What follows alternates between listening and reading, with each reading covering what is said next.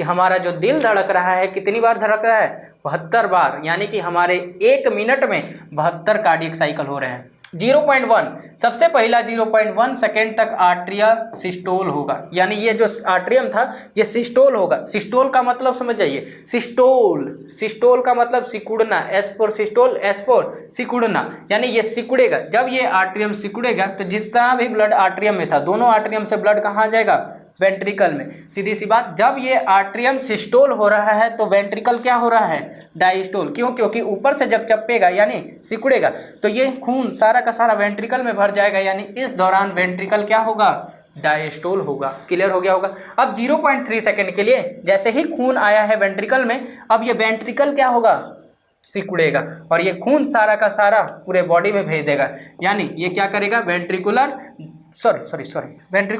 Systole होगा। यहाँ पर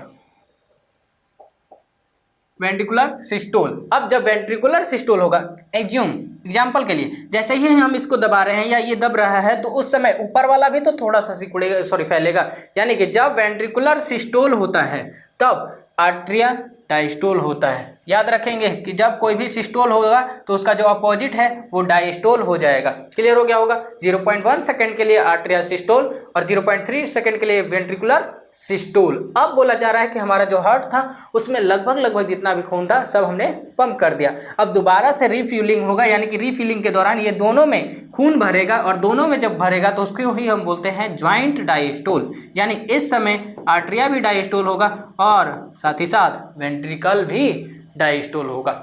हम उम्मीद करते हैं कि आपको एक कार्डियक साइकिल एक बार का समझ में आ गया होगा।